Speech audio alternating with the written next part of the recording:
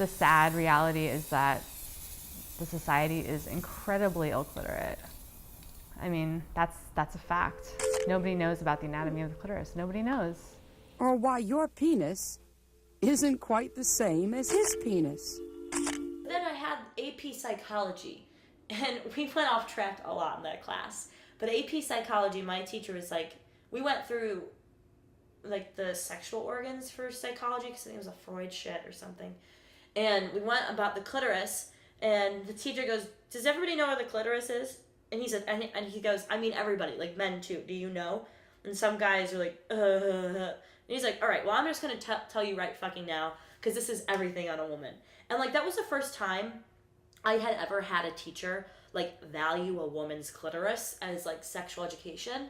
Like, and also it was like a man teaching, and like I had women teach sex ed too, and like they never went over it, you know? But this man was like, he really pounded the idea. He like looked at all of us and he's like, you guys need to know where this is, because this is where all the pleasure is. He's like, this is everything. And he like literally pounded it into our brains.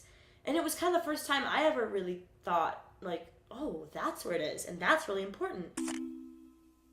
Or why your breasts are one shape and size, and theirs are another.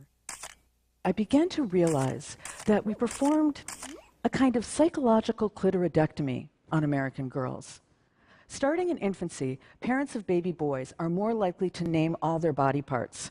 At least they'll say, here's your pee-pee. Parents of baby girls go right from navel to knees, and they leave this whole situation in here unnamed.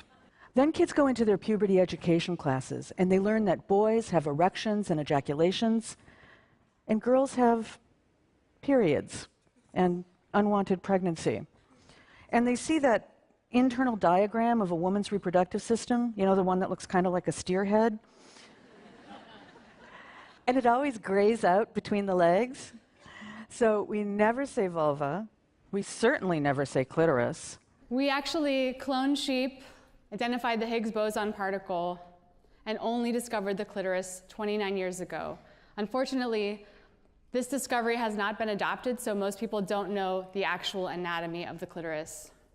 In reality, female sexuality doesn't even really exist without the clit. I mean, if you're talking about female sexuality and not talking about the clit, then I kind of want to know what you're talking about. Women should be taught more than just their reproductive organs. Like, I know so much about my fallopian tubes, it's unbelievable. Like many in the room who are hearing this for the first time, I was shocked to find out that I didn't know the actual anatomy of half of the population, that I didn't know my own anatomy. Vagina, the single most misused word in the English language. Vagina is a Latin word. It means sword holder. Vagina, medically, technically, only includes the opening. This term is used almost universally in doctors' offices. It's also used in feminism to sort of advocate, but it's a term that ignores the clitoris, which is the female sexual organ. And secondly, it reduces the female body to being a receptacle, a sword holder. If you want to use a term that addresses all of female genitals, both the reproductive and the sexual parts of it, the word is vulva. This is a word that almost no one uses, but this is the word if you want to talk about female genitals, vulva. If you want to talk about pleasure, clitoris. Clitoris is the term. I hadn't even, would never ever communicate with people, while I was hooking up with them in any way, that this was good, or this was bad, or try this, or do this instead. I never ever felt comfortable doing any of that. Even with all the other comfortable, positive feelings I had about that, I just never felt comfortable communicating during sex. And I could never even really put my finger on it, and didn't really even see it as a problem.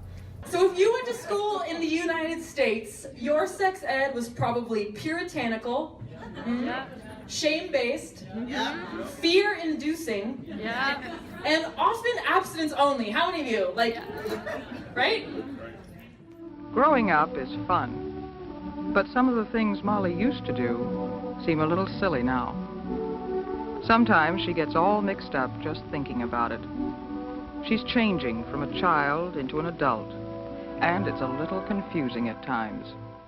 because it's less obvious that females have sexual desire naturally. Like, I remember being told about, in my sex ed class, about boys having wet dreams, but there was never anything about girls having any sexual things that was natural. So it's like, oh, like, boys will go through puberty, start thinking about sex, and, like, have erections and do this, but, like, there was no equivalent to, like, girls orgasming or thinking about, like, being sexual in any way. So then it just wasn't talked about whether when girls develop sexual desire or when it was okay. And I think those, I guess it becomes internalized, because, like, I feel like a lot of my male counterparts were like, oh, it's very natural to me to orgasm and, like, want to have sex and do things. Whereas girls, it was just kind of like, well, maybe when you're, like, in a relationship or doing it with a man or something, and, like, very hetero normative as well.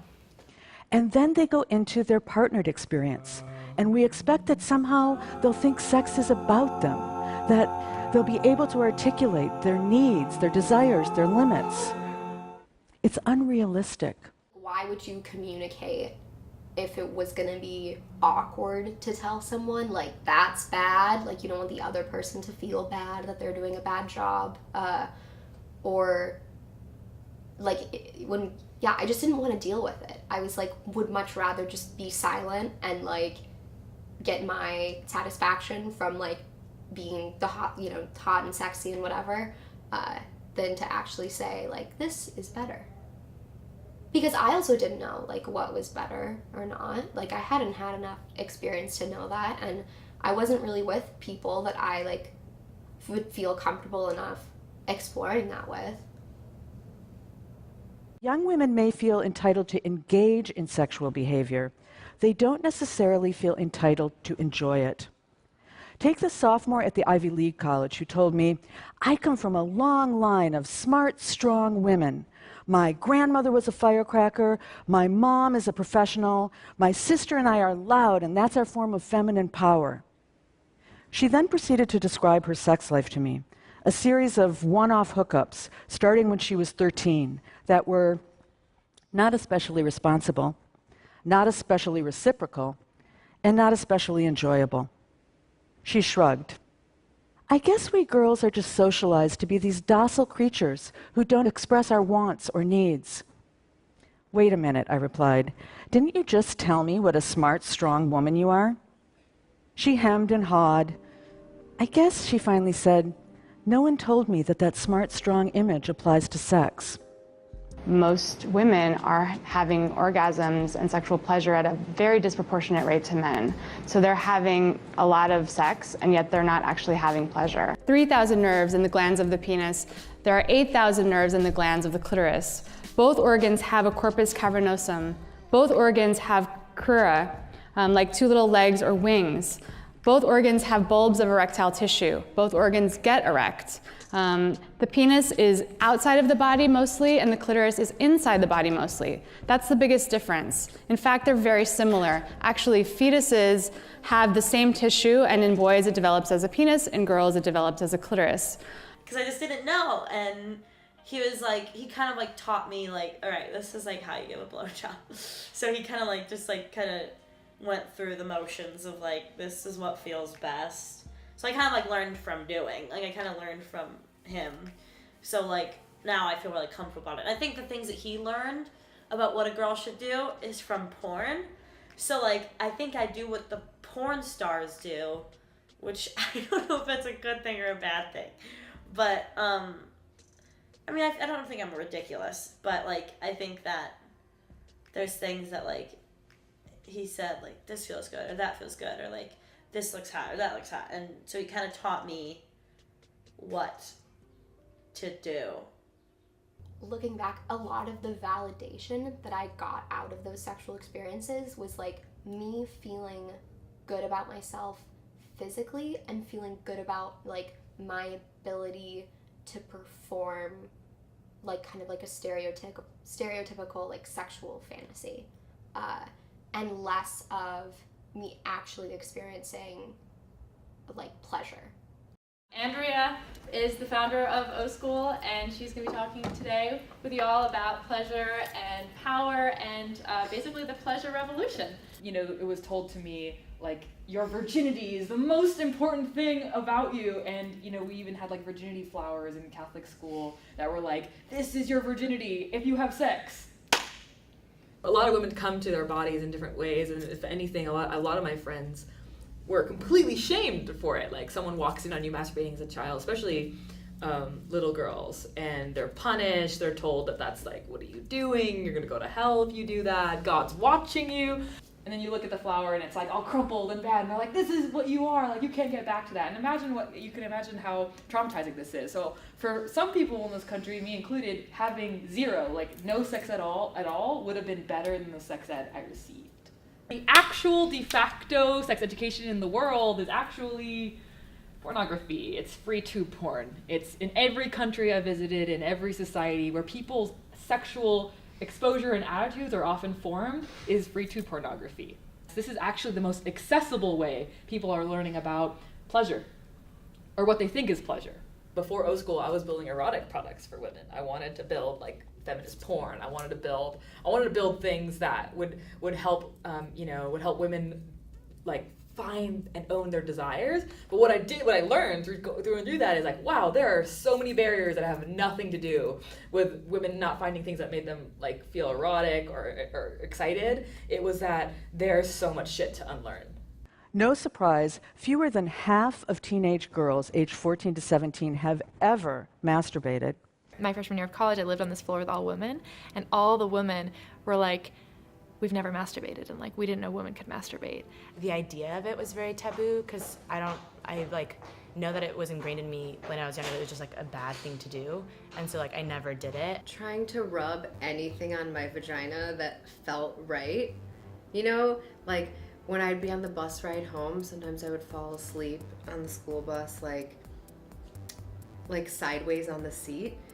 And obviously you're like bumping on the bus, and I'd be like, oh my God, that feels so good. From a young age, like I like enjoyed like certain sensations, and then I was like, oh, that's really like exciting. And then I learned from society that that was a really shameful thing, especially for a woman. The masturbation gap, right? Like I personally didn't masturbate at all until I was 16, and it was an accident. I had chicken pox. My mom was always encouraging me to masturbate, but I was like, I have a partner, like I don't need to.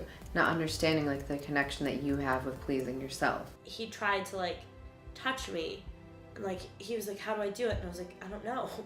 Like I didn't even know how to tell him what feels good, because like I didn't even know where my clit was, and it was freshman year of high school. I was like, who cares? I'll just tell him to do it. Like what? But then that's really leaving your pleasure and your sexuality up to another person. That's so weird. It's like somebody asks you where your elbow is, it's like obvious, you know, but somebody asks you where your clit or G-spot is, like it's kind of like so weird to be like, it's somewhere down there. When my partner was like, oh, like what do you like? And I was like, I don't know, I'm not sure.